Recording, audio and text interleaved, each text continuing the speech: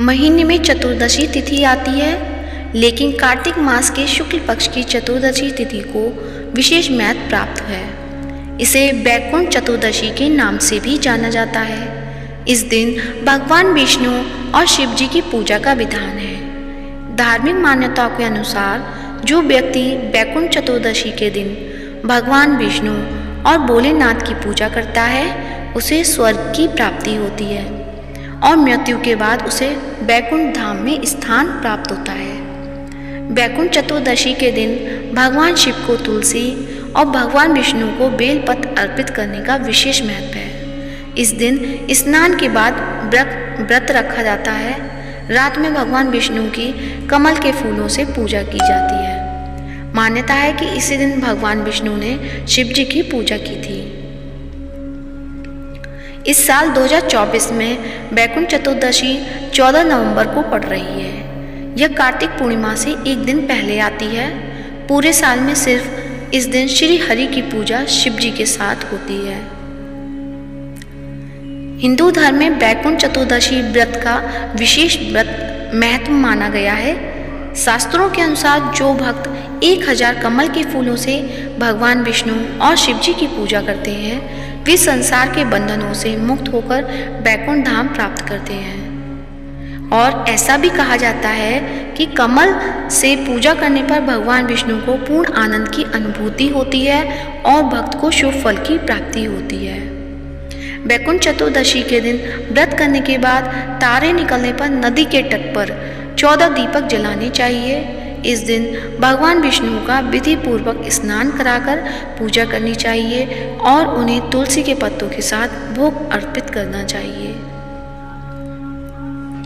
तो आइए सुनते हैं बैकुंठ चतुर्दशी की पौराणिक कथाएं। तो प्रेम से बोलिए, विष्णु भगवान की जय हो, भोलेनाथ भगवान की जय हो। साथ ही मायरा वॉइस चैनल को सब्सक्राइब करें। अब सुनिए कथा। एक बार श्री हरि विष्णु भोलेनाथ की पूजा करने के लिए काशी आए। गंगा में स्नान करने के बाद उनकी इच्छा भगवान शिव को 1000 स्वर्ण कमल पुष्प चढ़ाने की हुई। पूजा के दौरान भगवान विष्णु ने देखा कि फूलों की संख्या कम है। कहा जाता है कि भगवान शिव ने भगवान विष्णु की भक्ति की परीक्षा लेने के लिए एक फूल को छिपा दिया था। जब भगवान विष्णु को कमल का फूल नहीं मिला तो उन्होंने अपनी एक आंख भोलेनाथ को दान करने का विचार किया। क्योंकि विष्णु जी के नेत्र को कमल नेत्र भी कहा जाता है। जब भगवान विष्णु अपनी आंखें चढ़ाने ही वाले थे, तभी भगवान शिव प्रकट हो गए। उन्होंने उन्हें ऐसा करने से रोका। श्री हरि का अपने प्रति प्रेम देखकर भोले बाबा बहुत प्रसन्न हुए। इसके बाद भगवान शिव ने उन्हें सुदर्शन चक्र प्रदान किया और कहा कि जो भक्त इस पवित्र दिन पर भगवान विष्णु की पूजा करेगा, वह सीधे उनके निवास यानी बैकुंठ धाम जाएगा। तभी से बैकुंठ चतुर्दशी मनाई जाने लगी। तो प्रेम से बोलिए, विष्णु भगवान की जय हो। अब सुनिए दूसरी कथा। दूसरी पौराणिक कथा के अनुसार धनेश्वर नामक एक ब्राह्मण था जो बहुत बुरे काम करता था। उसके ऊपर कई पाप थे। एक दिन वो गोदावरी नदी में स्नान करने के लिए गया। उस दिन बैकुंठ चतुर्दशी थी। कई भक्तजन उस दिन पूजा अर्चना कर गोदावरी घाट पर आए थे। उस भीड़ में धनेश्वर भी उन सभी के साथ था। इस प्रकार उन श्रद्धालुओं के स्पर्श के कारण धनेश्वर को भी पुण्य मिला। जब उसकी मृत्यु हो गई तब उसे यमराज लेकर गए और नरक में भेज दिया। तब भगवान विष्णु ने कहा कि यह बहुत पापी है, पर इसने बैकुंठ चतुर्दशी के दिन गोदावरी स्नान किया और श्रद्धालुओं के पुण्य के कारण इसके सभी पाप नष्ट हो गए, इसलिए इसे बैकुंठ धाम मिलेगा। अतः धनेश्वर को बैकुंठ धाम की प्राप्ति हुई। अब सुनते हैं धरती माता की कहानी। तो प्रेम से बोलिए, धरती माता की जय हो। एक बार की बात है, एक बूढ़ी महिला थी। वह धन पुण्य बहुत अधिक करती थी। वह बुढ़िया माई इतना अधिक धन पुण्य करती थी कि उसके धन पुण्य करने के कारण उसका घर बार सारा खाली हो गया। उसने अपने घर की सभी आवश्यक वस्तुएं दान कर दी। इसी तरह फिर एक दिन उसके अत्यधिक धन पुण्य करने के कारण धर्मराज जी का सिंहासन हिलने लगा। तब धर्मराज जी कहने लगे कि ऐसा कौन दानी हो गया जिसने धन पुण्य करके मेरे सिंहासन को हिला दिया है। इसके तत्पश्चात धर्मराज जी कहने लगे कि अगर यह दानी इसी प्रकार दान पुण्य करता रहेगा तो यह मेरे सिंहासन को छीन लेगा। अपने दूत से कहा कि तुम जाकर इस दानी का पता लगाओ, और फिर धर्मराज जी ने इस कार्य के लिए यमराज को भेज दिया। यमराज ने दानी का पता लगाने के लिए धरती पर आकर एक कोढ़ी व्यक्ति का रूप धारण कर लिया, और फिर वह कोढ़ी रूप धारण करके उसी गांव में आ गया जहां वह बुढ़िया रहती थी। वह कोढ़ी सारे दिन गांव में कपड़ा मांगते हुए घूमता रहा, लेकिन किसी ने भी उसे तन ढकने के लिए कपड़ा नहीं दिया। सर्दियों का समय था और बहुत तेज ठंड पड़ रही थी। वह कोढ़ी फटे पुराने भेष में घूमते हुए सभी के घरों में सामने से गुजरते हुए आवाज़ लगाता हुआ जा रहा था। फिर भी कोई उसे कपड़ा नहीं दिया। कोई मुझे कपड़ा दे दो, तन ढकने के लिए कोई मुझे कपड़ा दे दो। लेकिन किसी ने भी उसकी इस आवाज़ की परवाह नहीं की। सारा दिन वह कोढ़ी गांव भर में यह कहता हुआ घूमता रहा। अब रात का समय हो गया था कि तभी उस बुढ़िया को यह आवाज़ सुनाई पड़ी। तब वह अपनी बहू से कहने लगी कि बहू उठो और जाकर देखो कि बाहर कौन है। मुझे किसी मांगते भिखारी की आवाज़ लगती है। उसे सर्दी लग रही होगी, शायद तुम बाहर जाकर देखो और उससे पूछो कि उसे क्या चाहिए। तब वे अपनी सास की बात सुनकर कहने लगी कि माँ जी, अपने द्वार पर तो कोई न कोई आता ही रहता है मांगने के लिए। ना आप दिन में चैन लेती हैं और ना ही हमें रात में सोने देती हैं। रात के 12 बज गए हैं। अब इस समय हम बाहर नहीं जाएंगे। आपको तो नींद आती नहीं है और हमें आप सोने नहीं देती। और इस प्रकार कहकर बड़ी 3 बहुओं ने बाहर जाने के लिए मना कर दिया। परंतु चौथे नंबर की बहू कहने लगी कि माँ, आप निश्चिंत रहें, मैं जाकर पता लगाती हूँ कि बाहर कौन आया है। और फिर वह बहू बाहर आकर देखती है कि बाहर एक कोढ़ी बैठा है। तब वह बहू उस कोढ़ी से पूछती है कि बाबा, आपको क्या चाहिए। तब वह कोढ़ी रूप धारण किए हुए यमराज कहने लगा कि मैं कोढ़ी हूँ, मुझे सर्दी लग रही है, आप ओढ़ने के लिए कोई वस्त्र दे दीजिए। और फिर वह बहू उसकी सब बात सुनकर घर के भीतर चली गई और अंदर जाकर उसने सारी बात अपनी सास को बता दी। बहू की सारी बात सुनकर बुढ़िया माई कहने लगी कि बहू, तेरे पिताजी के ऊपर जो कंबल है वह कंबल ले जाकर उस कोढ़ी को दे दो। यह बात सुनकर बहू कहने लगी कि नहीं माँ, अगर ऐसा किया तो पिताजी ठंड से मर जाएंगे। बुढ़िया माई फिर से बहू से कहने लगी कि मेरे ऊपर जो गोदड़ी है यह तेरे पिताजी के ऊपर डाल दे और उनका कंबल उतारकर जरूरतमंद भिखारी को दे जा। हम तो फिर भी घर के भीतर हैं, दरवाजे बंद करके बैठे हैं। उसके पास तो कुछ भी नहीं है, इस एक कंबल को ओढ़ने से उसका सर्दी से कुछ तो बच जाएगा। तत्पश्चात वह बहू अपनी सास की बात को मानते हुए कंबल को लेकर गई और बाहर द्वार पर बैठे उस भिखारी कोढ़ी को दे दिया। वह भिखारी उस कंबल को लेकर उस द्वार से उठकर वहां से चल दिया। इसके बाद कोढ़ी भिखारी वेश बनाए हुए यमराज अपने वास्तविक रूप में आकर धर्मराज जी के पास जाकर कहने लगे, महाराज, यह लो कंबल। गांव के बाहरी हिस्से से एक बुढ़िया माई रहती है और वह बहुत अधिक दान पुण्य करती है। उसके घर में यह एकमात्र कंबल ही बचा था और वह भी उसने मुझे दे दिया। उसने नई और पुरानी सभी चीज़ों का दान कर दिया है। उसके घर में दान के लिए अब कुछ भी शेष नहीं बचा है। सब बात सुनकर धर्मराज जी कहने लगे कि अब वह बुढ़िया माई अवश्य ही मेरा सिंहासन ले लेगी। और फिर धर्मराज जी दूत से बोले कि तुम जाओ और उस बुढ़िया माई को यहाँ लेकर आओ। अब वह दूत धर्मराज जी की आज्ञा का पालन करते हुए उस बुढ़िया माई को लेने के लिए धरती पर आए और उसे साथ लेकर चले गए। बुढ़िया ने वहां पहुंचकर जैसे ही पहला कदम उठाया रखने के लिए तो नीचे पानी था। उसे पैर रखने के लिए धरती तक नहीं मिली। यह देख बुढ़िया माई अचंभित रह गई और जहाँ बुढ़िया माई खड़ी थी वहीं रह गई और फिर मन में विचार करते हुए भगवान से कहने लगी कि हे भगवान, यह क्या है, अब मेरा क्या होगा। और फिर बुढ़िया माई कहने लगी कि महाराज, मेरे पैरों के नीचे धरती नहीं है, मुझे धरती चाहिए, मुझे धरती दे दो आप।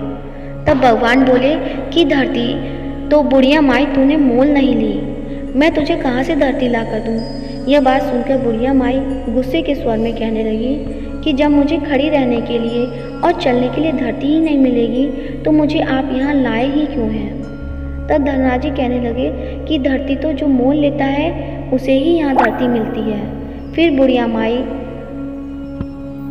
विनम्र भाव से कहने लगी कि महाराज, मैं ये सब नहीं जानती, धरती मोल किस प्रकार लेते हैं, मुझे सब बताइए। आप किस धरती के, मैं यहाँ कैसे रहूँगी, यहाँ स्वर्ग लोक में मेरा क्या काम, मुझे अब धरती मोल लेने के लिए सब विधि बताइए और मृत लोक में वापस भेज दीजिए। मैं धरती मोल लेकर ही अपने दूतों के साथ वापस आ जाऊंगी।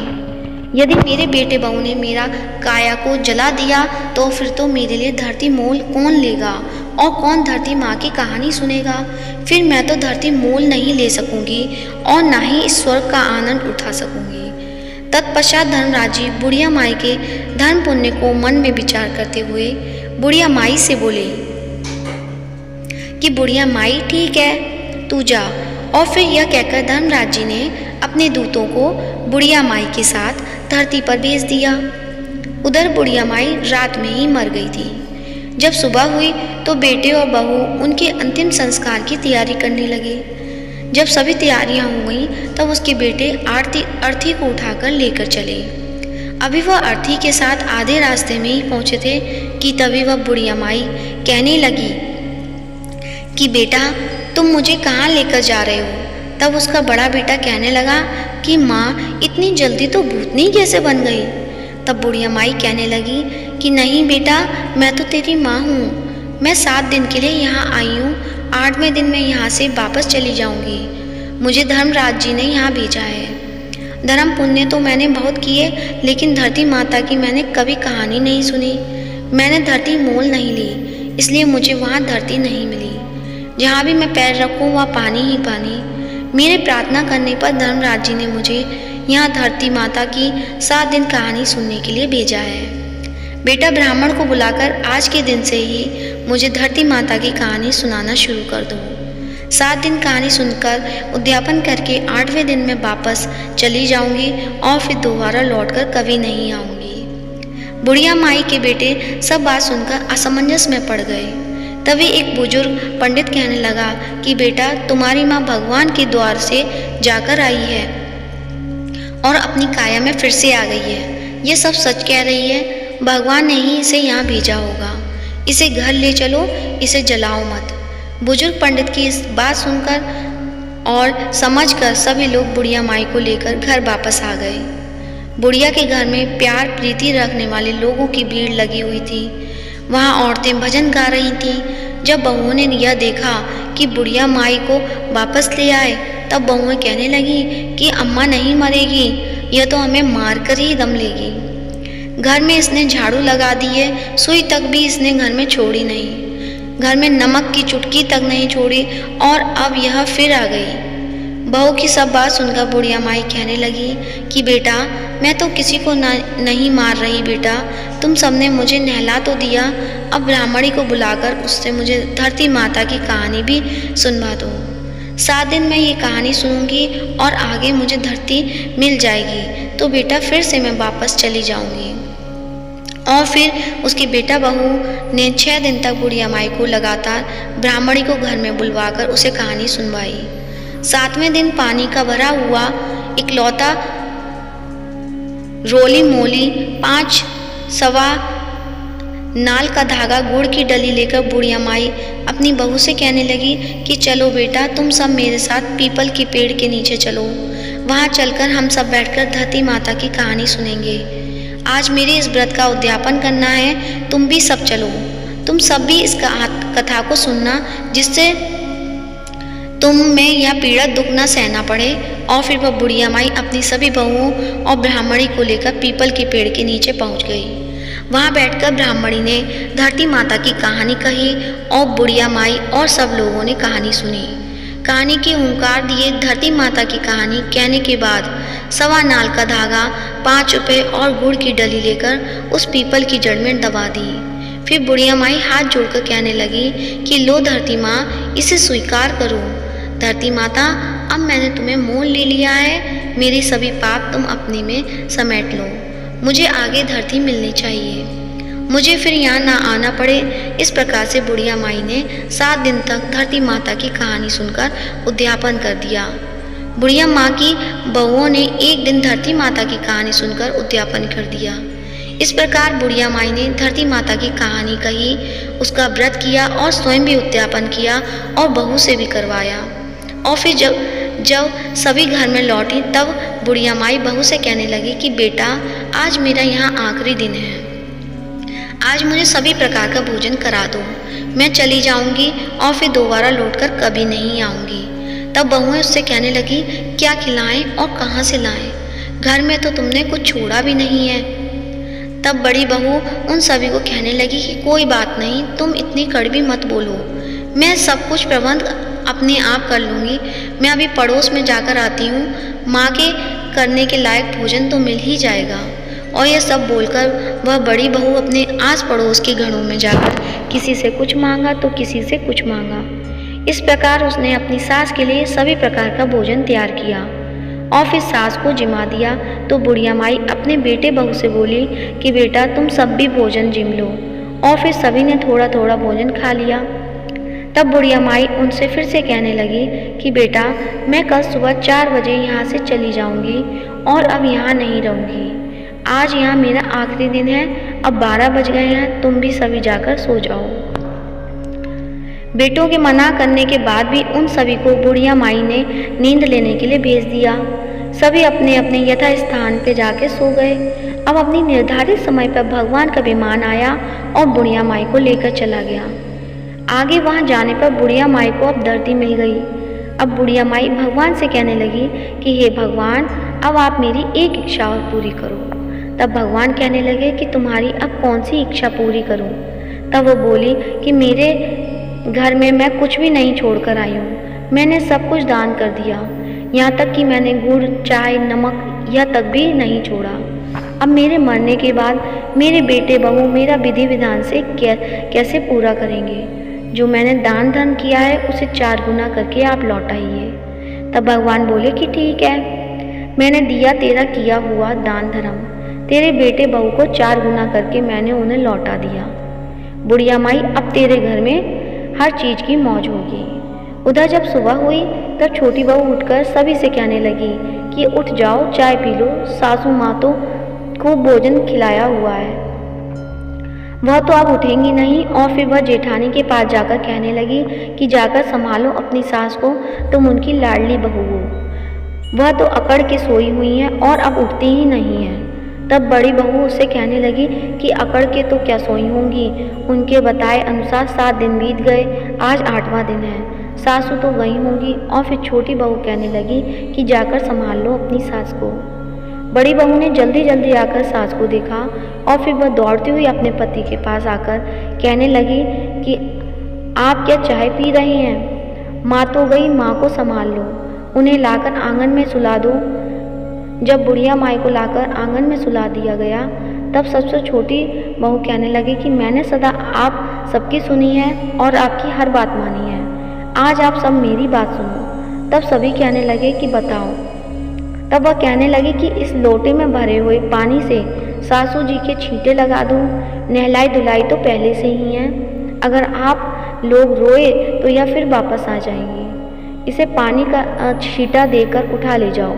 तुम 4 भाई बहुत हो, 5वीं की कोई ज़रूरत नहीं है, और उठा ले जाओ यहाँ से फटाफट और जला के आ जाओ, जिससे कि इनकी गति हो जाए।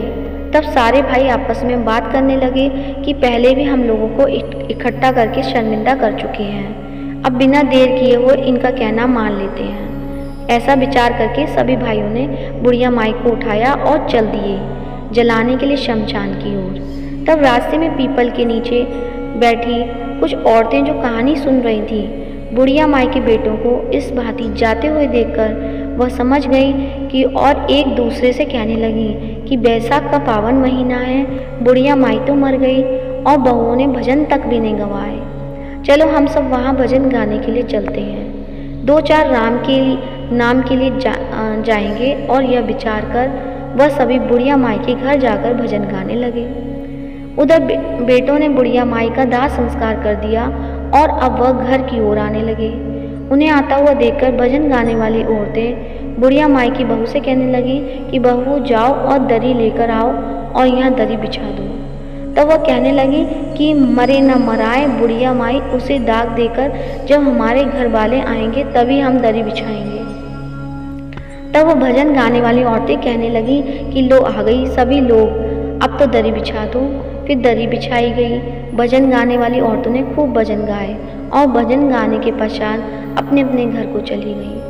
अब दरी पर बैठे हुए बुढ़िया माई के बेटे एक दूसरे के मुंह को ताकने लगे और कहने लगे कि अब क्या करें, क्या नहीं करें, कहाँ से चाय पानी का प्रबंध करें। माँ तो गई और घर में कुछ नहीं छोड़ कर गई। अब अड़ोसी पड़ोसी भी आपस में चर्चा करने लगे, चलो भाई आज तो बुढ़िया माई के परिवार को चाय पानी पिलाएं, उनको रोटी पानी खिलाएं, आज ही उनकी माँ मरी है, अब की बार तो वो मर गई है, आज तो खिला पिला आते हैं, कल से अपना अपने आप देख लेंगे। तब उनमें से एक आदमी बोला कि ठीक है, आज मैं जाता हूँ उनके घर, उन्हें चाय भी देकर आता हूँ और उनका हालचाल भी पूछ कर आऊँगा।